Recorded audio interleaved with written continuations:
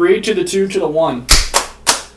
Cool. So, that shows some character on your part. How do you get inspired to show such character, especially within the confines of tabletop board games? Okay. How do I get inspired to create characters? I like to draw from TV shows, from movies, comic books I've read. Like, everybody always usually wants to make Batman. I myself, one character I've always wanted to make, ever since I saw it in season 2 or 3 of Game of Thrones, was Jaqen H'ghar. That's the Faceless Man? The Faceless Man. I would love to play even his personality where he's like, you spared 3 names from the God of Death, so speak 3 names, and these names will die. Like, very just vague, yet specific in a way that you know that that's Jaqen. Mm-hmm. To where he could change the face, but as soon as he says something, just from the way he speaks, you know it's Jaqen H'ghar. Yeah. And that is something I've always been inspired to make. When it comes to actually getting the class down and the race, I would say I'd go Changeling. Obviously. Changeling. With probably Rogue. Rogue's easy enough. Yeah. Rogue's easy enough. Go Fighter. Just turn a corner.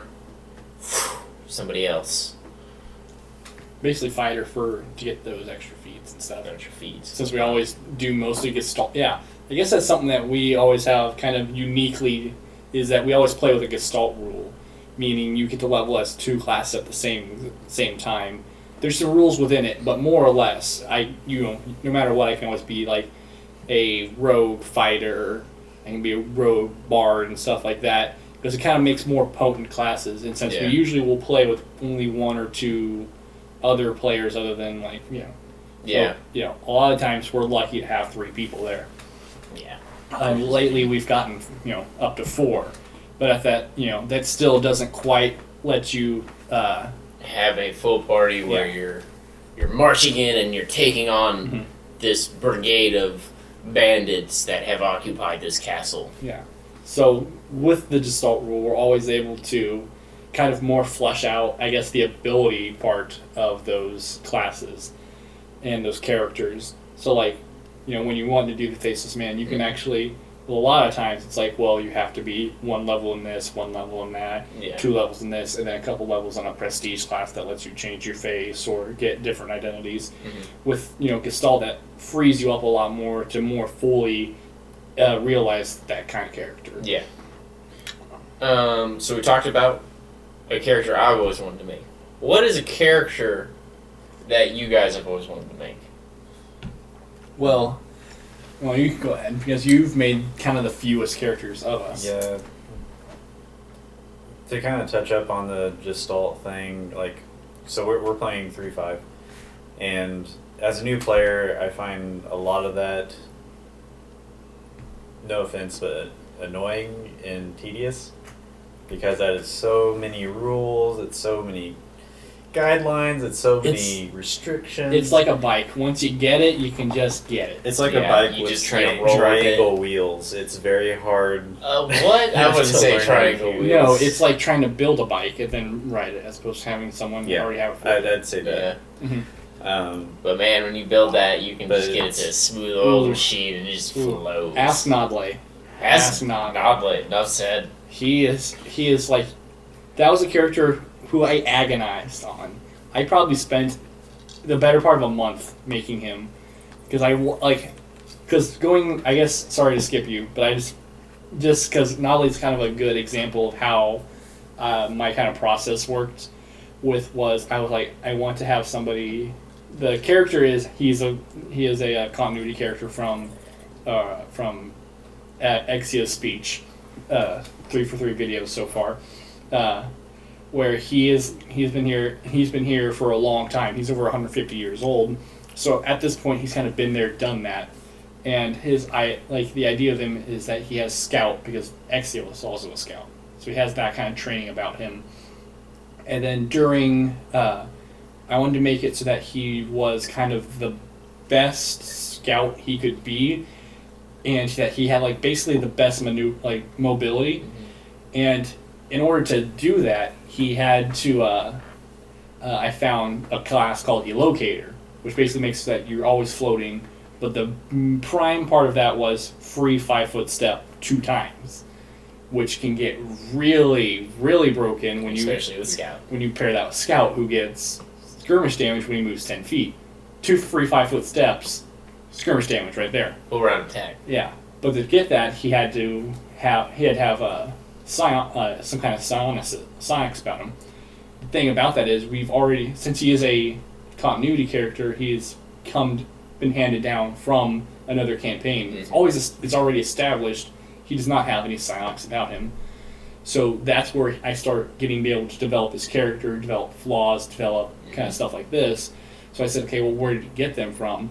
This is where I say, okay, during the cataclysm that happened, basically the apocalypse happened at the end of the good campaign, and it kind of reverberates throughout the world, and one of the things that happens is demons and devils get unleashed on the world. And not that these guys characters know about it, but they're about to get his backstory. He is one of the guys that fought the hardest to rescue the town council from a Baelor. So he gets the shit kicked out of him, but he keeps getting back up because he was given a life by someone else, and he wants to try to also give his life for other people.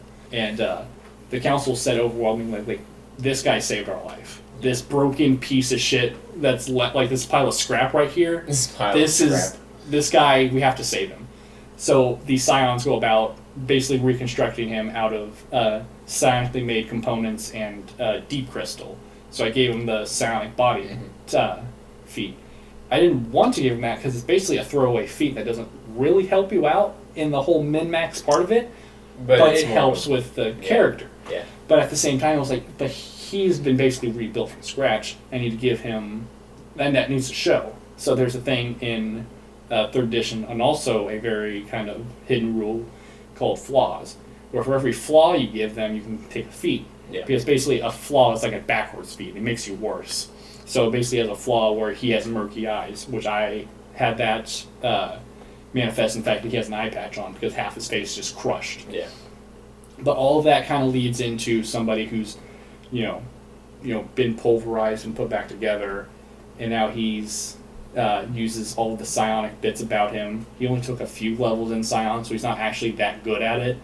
He just uses what's in him about that, and all these other things come together where I'm asking, why does this work like that? Well, it works like this. How do I show that on his character? It usually doesn't necessarily help him on the paper, but it helps him in the grand scheme of things. In the role playing aspect, we should say. Sorry to take all of that over, but that was just a lot of this leads to that, leads to that. Yeah.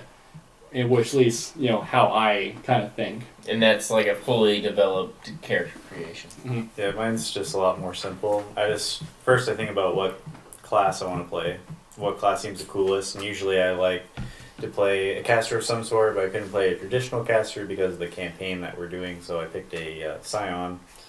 So next I figure out what race is good for that, what feats are good for that, since we just saw what secondary class is good for that, and since I like to think more about my initial class that I'm doing, my original idea, that I don't get too caught up in all this other stuff. So I kind of just get that done real quick, and then I can start thinking about where do I want to go from here, which led to the Thrall Herd, which led to him being evil, which led to all this happening, and I didn't have to spend months on end. A beautiful thing about Making how my He does take one step at a time. Yeah, especially with Neo, you've been able to have a character that's very fluid, where a thing comes along and you said, well, I'll take this then. And then you'll explain why he did that, as opposed to, especially how I make characters, it's here's A, B, and C of him. and then like I guess the minutia is where like the kind of character will be on when we actually play the game. Yeah, I feel like my character developed with the story, Yeah. and he wasn't developed before the story. If that makes sense. So like, if he's developed before the story, you know, like I'm gonna take this level here, that level there, this level there. Mhm. Well, your guy's already developed. Like, it might be hard for him Well, to develop with the story. To be fair, though, Nodley was more of an NPC. Yeah, he is meant to begin be an with. NPC He is mostly. meant to be an NPC. Mhm. He is a very talented NPC, Mhm. and I am actually rather grateful for that because that actually has gotten us out of a couple jams. Mhm. So, yeah. And yeah, and that's always kind of a thing is because we're playing like our campaign is very. We could go a whole thing of like how to DM, especially with the very weird way we've done this last campaign. Oh, yeah. But playing a character while you're DMing is always very, very odd because a lot of times you'll end up with a character that's like, okay, well, what do you think as a character? It's like, well, you're also the DM, so you would more or less have insight to this thing. Yeah. So, like, the way I try to approach it with him is that he's just not very approachable. Like, you want to ask him questions, but he's just not good at explaining anything. At the same time, if I am the one that's in control, most of the time in combat, he's just not there. Yeah. So, like, if we'll do a thing where, like, Robbie will be DMing this part of the campaign, so then Nodley's there, and then you don't have the problem of having an extra NPC there that should know what's going on and just kind of says, oh. Yeah, mine. I'm just making all of mine have terrible charisma. Oh my They're just God. not charismatic or really talkative. I guess that's our newest campaign. So do we want to talk about what we went into with me? Like, I guess just us in particular went into when we made, because it's our second 5th edition game and our second 5th edition characters. I guess I'll just like jump in because all I really knew is like I wanted to have a smart asshole social justice warrior is basically was basically the thing of this because well I guess also something I like to do is when I like to get information on what the world is like that he's going to be inhabiting, what the campaign is going to be entailing, and what he was describing was a world that's almost kind of racist. So he was like, I was like, I'm gonna make a character who's like, I'm not down with this, I want to stop this. But I also want to make a guy who's not going to be taken seriously, so I made him a gnome. So he's short, but he's really smart. So he has this good quick-witted tongue.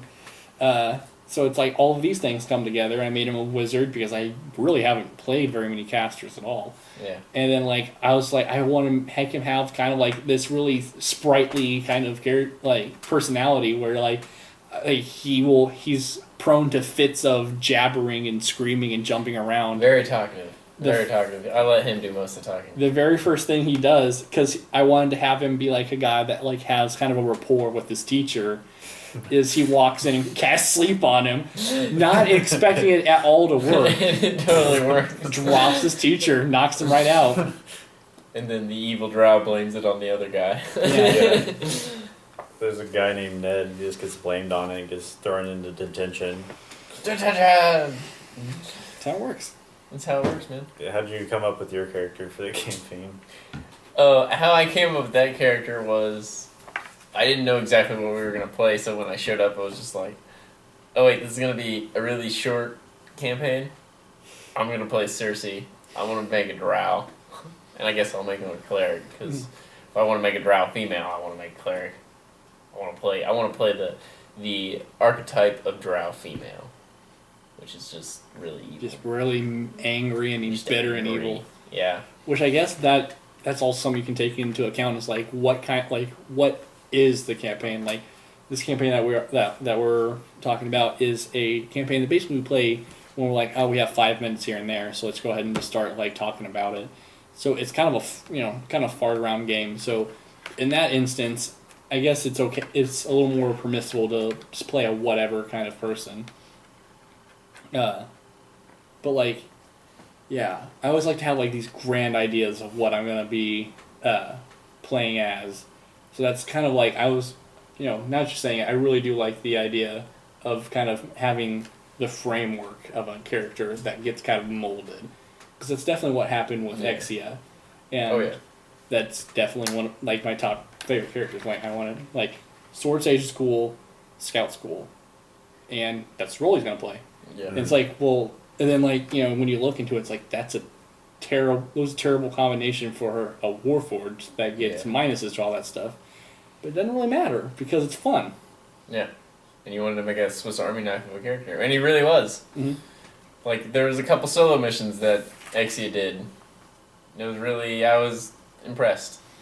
Yeah, it's really fun because then as we were talking about last time, when he did get that defeat handed to him, basically then he started training and fighting, like trying to figure out how to fight his this other Warforged in particular. So I started taking feats that were more or less useless to anything other than fighting another Warforged or at least another construct.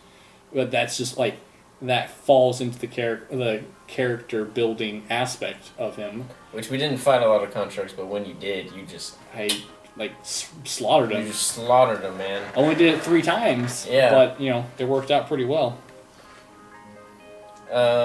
So with that on character creation, when you look at a character and you have your inspiration, you know what you want to make.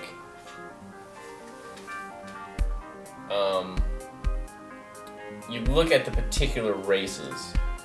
What do you tend to favor? That might be a good topic for next time.